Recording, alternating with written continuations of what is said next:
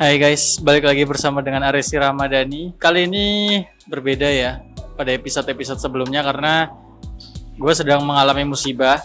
Jadi memang sebelumnya tuh ya sesuai dengan peribahasa, sepandai-pandainya tupai meloncat, akhirnya meluncur juga alias jatuh juga ya. Seperti yang gue alami kemarin malam. Jadi kronologisnya itu seperti ini guys. Waktu itu gue malam-malam lagi riding. Memang lagi nggak melakukan perekaman sama sekali. Dan gue pengen santai-santai aja. Gue melewati jalan sepi di daerah rumah gue.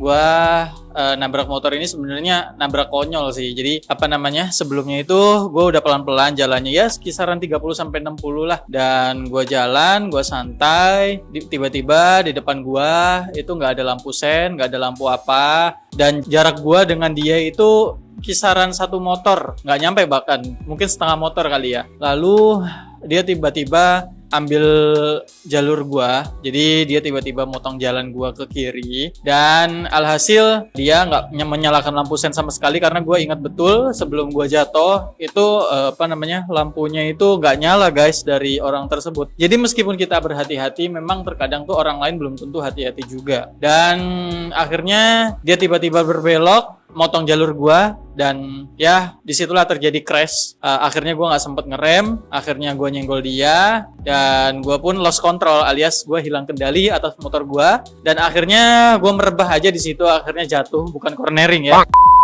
Jadi ya sudahlah, gue pasrah aja, gue jatuhin badan, gue jatuhin ke kiri dan lumayan ya agak pegel-pegel gitu. Dan untungnya memang di belakang gue setelah gue kejadian crash itu tidak ada kendaraan lain yang nabrak gue, even sekalipun itu mobil gitu ya. Jadi alhamdulillahnya gue juga masih diberikan keselamatan. Jadi ya gue nggak menyalahkan siapa-siapa ya, mungkin introspeksi diri aja sih, antara mungkin gue yang salah atau dia yang salah. Tapi selepas dari itu semua, asal kalian tahu aja dan kronologis dari kejadian gue ini, kita sudah lengkap untuk lampu sen kanan, lampu sen kiri, kemudian kita juga harus memberitahu. Dan ya pada akhirnya setelah kita mungkin sudah berhati-hati, sudah dalam istilahnya safety riding lah gitu. Cuman memang gue waktu itu kan namanya juga riding malam, pakai celana pendek sama baju pendek juga ya. Jadi ya namanya juga jatuh, gue gak ada persiapan buat safety riding. Jadi ya sudah, akhirnya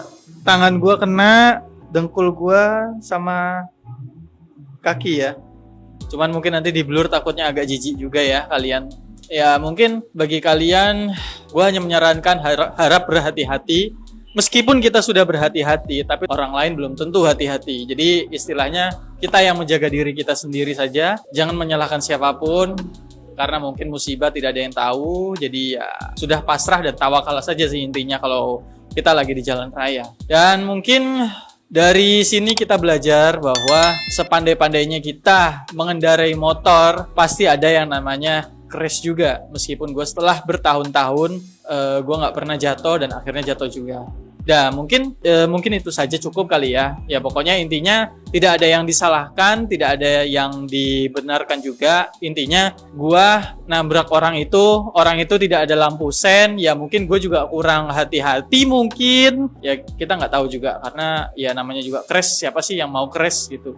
Oke, langsung aja kita ke motornya ya. Kira-kira apa saja nih yang rusak pada saat gua crash gitu, dan kira-kira berapa sih biaya dari perbaikan dari motor gua ini. Yuk kita langsung estimasi aja. Yang pertama, kalian bisa dilihat di sini untuk kondisi handle kopling ya. Ini langsung naik ke atas, kemudian baret di sini karena dia kan kondisi gua jatuhnya itu stangnya belok ke kiri gini ya.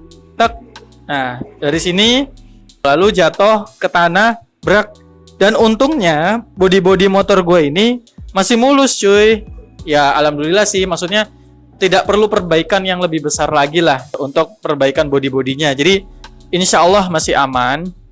Ya mungkin kita butuh perbaikan untuk segitiganya kali ya, karena memang segitiganya meskipun jatuhnya pelan ataupun jatuhnya kencang, jadi tetap harus diperbaiki karena memang segitiga itu tidak boleh kena guncangan ataupun benturan dari suatu benda apapun, karena memang nanti handlingnya jadi kurang enak. Lalu dari handle kopling di sini itu jadi naik ke atas Lalu untuk karetnya nggak masalah sih. Jadi ya baret-baret wajar aja dan kayaknya tidak ada yang patah ya.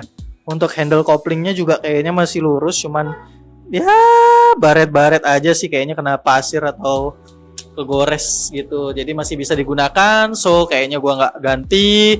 Jadi nanti kita cek lagi ya. Dan untuk windshieldnya alias visornya itu lumayan cuy. Pecah-pecah baret-baret dan logo S Suzuki-nya ini aduh lumayan ya. Baret juga cuy. Set. Nah, ini kalian bisa lihat sendiri ya untuk baret-baretannya ini karena memang motornya itu jatuh dari ke arah kiri gitu. Dan untuk batok depan ini baret-baret halus juga dan nggak terlalu parah. Alhamdulillahnya nggak ada yang pecah, retak. Jadi masih aman, masih bisa digunakan. Dan yang paling penting dan yang paling utama itu lampu-lampunya juga nggak ada yang retak cuy. Jadi cuman baret-baret halus aja. Lumayan ya. Kalau misalkan ganti plastik mikanya aja ini bisa memakan 100 bahkan 200 ribu kayaknya. Cuman ganti giniannya doang nih. Dan alhamdulillah sih nggak ada yang pecah. Nanti kita coba cek lagi ya. Mudah-mudahan aja sih nggak ada yang retak, nggak ada yang pecah. Karena kalau misalkan ini retak atau pecah itu pasti nanti harus ganti. Kenapa harus ganti? Karena nanti ditakutkan itu ngembun dan dalamnya ini bisa kotor. Akhirnya ganti seluruh lampu dan mikanya ya bisa. Lumayan cuy, 680.000.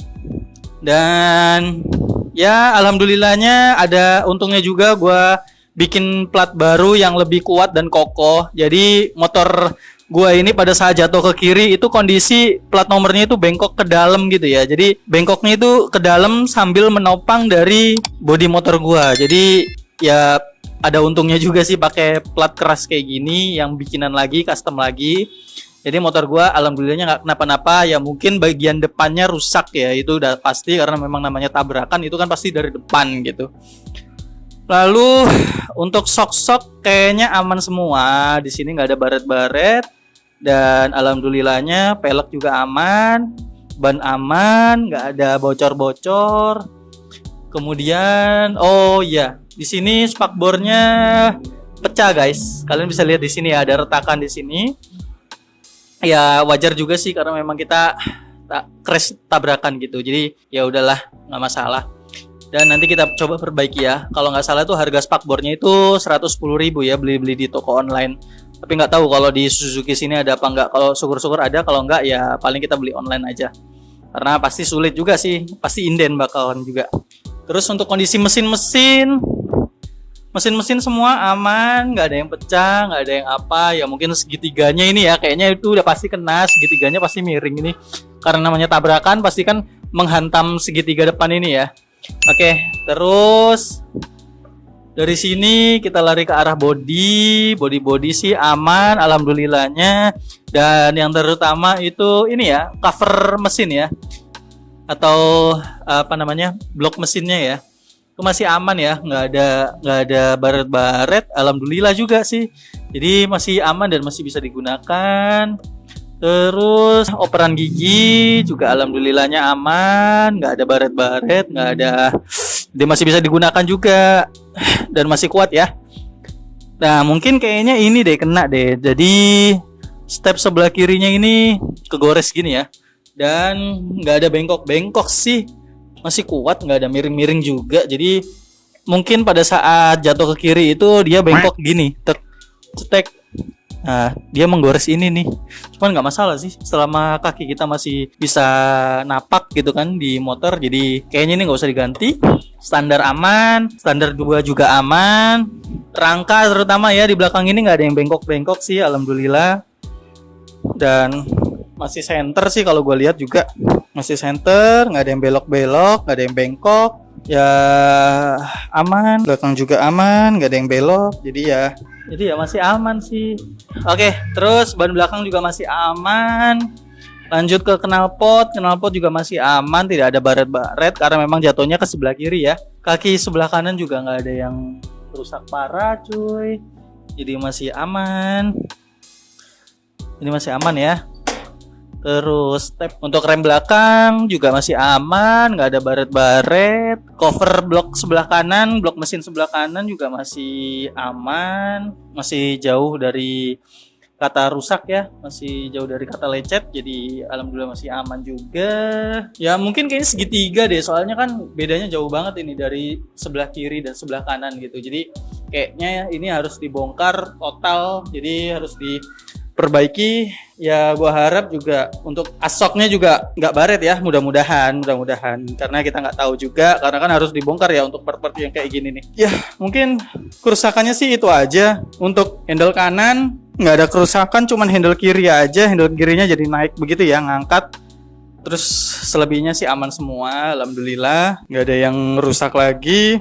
Ya kayaknya sih kurang lebih bakal habis 500 ribuan ya buat ganti-ganti part. Ya mungkin videonya segitu aja mengenai musibah yang gue alamin. Dan buat kalian yang suka naik motor di jalan, diharapkan selalu berhati-hati, diharapkan selalu patuhi rambu-rambu lalu lintas, dan jangan sampai kejadian gua ini bisa terulang di kalian. Dan harap selalu berhati-hati, karena belum tentu kita sudah hati-hati tapi orang lain sudah hati-hati. Ya mungkin videonya segitu aja, kurang lebih gua mohon maaf apabila ada kesalahan. Sampai jumpa, dan nonton juga video-video lainnya dari Aresi Ramadhani ya. Sampai jumpa next di video berikutnya, bye bye.